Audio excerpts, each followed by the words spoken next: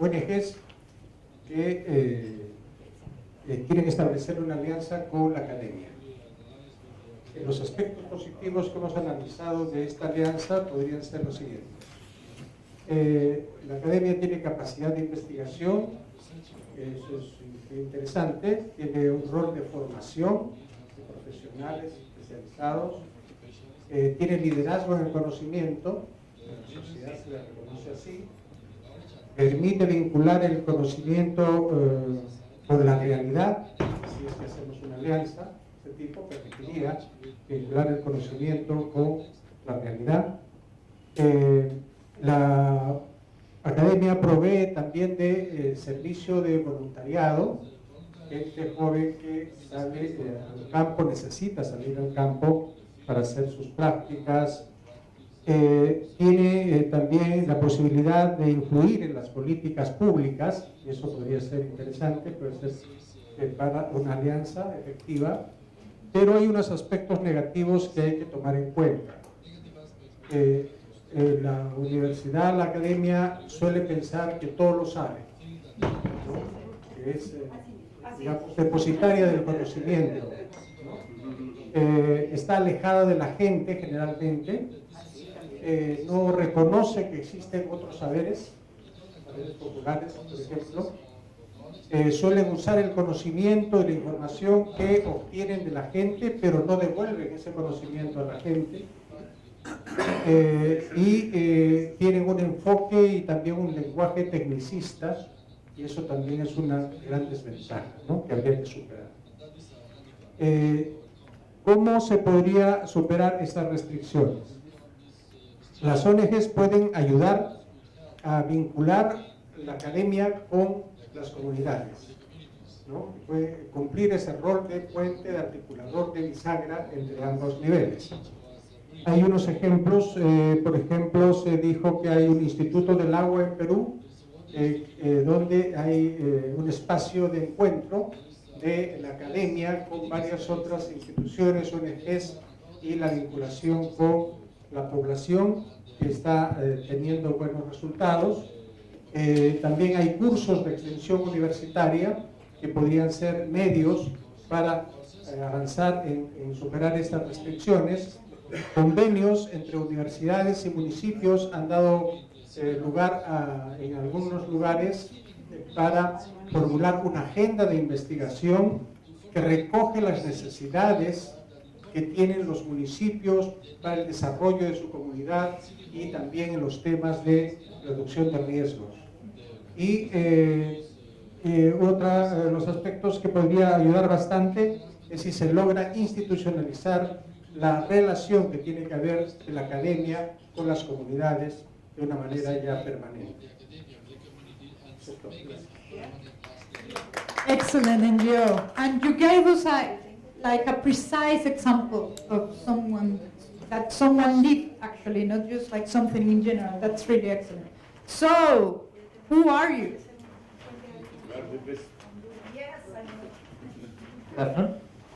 We are civil society, NGO, and trying to analyze the work, how to work with private sector.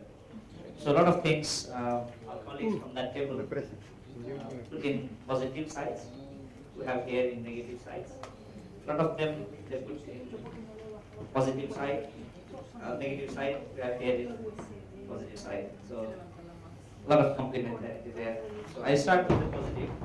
What private sector has positive about is they have, of course, money, resources. They have access to market, which leads to money again, resource. They have some level of credibility.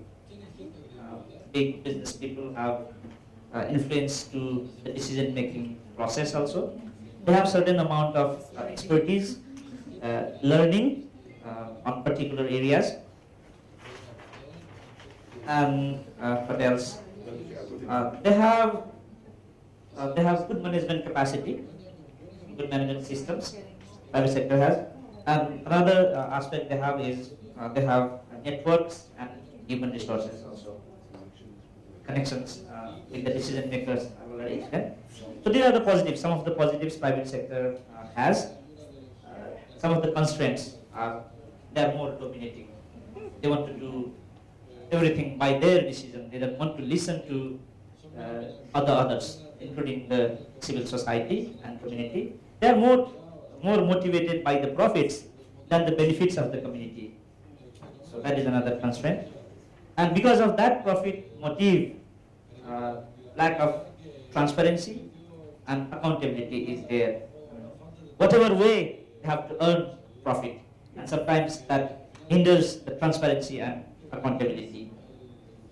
Not much interested in issues like DRR or social benefit, again related to profit. They are short-term, they want to earn more profit in a shortest possible time. They don't want long-term. That's another constraint. And with very small amount of investment, they want to have more visibility in the society.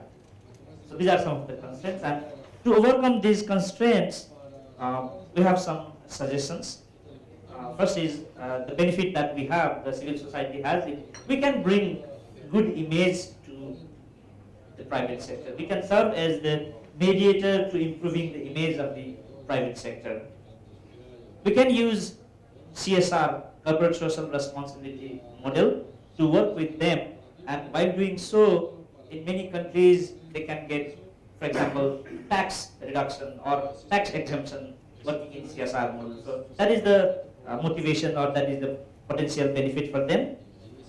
What we can bring to them is we can bring expertise in different sectors. So civil society organizations can bring, for example, expertise in understanding the societies, expertise in bringing certain technical solutions, we can bring to them.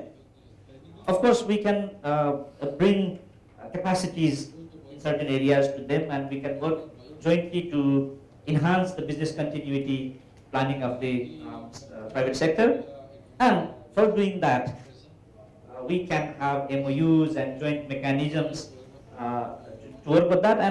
And one of the tangible example we have is we can do joint social entrepreneurs.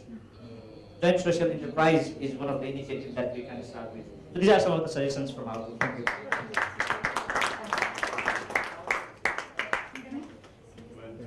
Okay, thank you very much. And just really quick conclusions. I took some notes of the general things in all the tables, and I think that we all agree that one of the main things to achieve partnership, no matter which side we are, is first to be able to put the shoes of the other. It's like they talk about it this morning, and that's really important, the empathy. But then first, to achieve partnership, we need trust. And that's one of the hardest things to achieve, because we always start this partnership thinking that there are more constraints than motivation sometimes, but we need trust. In order to achieve the positive partnership, we need dialogue. We need to be able to have a really good communications. We need to decide which are going to be the strategies, joint strategies, to set up, to decide which are going to be the expectations of this partnership, to have common goals. And for that, we need something that is really important. It's transparency. Okay? And then we have to share some knowledge, and then make the most of the strengths of the partner. So the partner always have strengths, so we have to make the most of it. And we have to remember, as an NGOs, we have more access to the communities, usually. Because sometimes we have to think that sometimes there are some communities that they want to work with us, so we cannot assume that is always the case. So, well, thank you very much. I hope that you take some things away and you can keep talking about it. Thank you.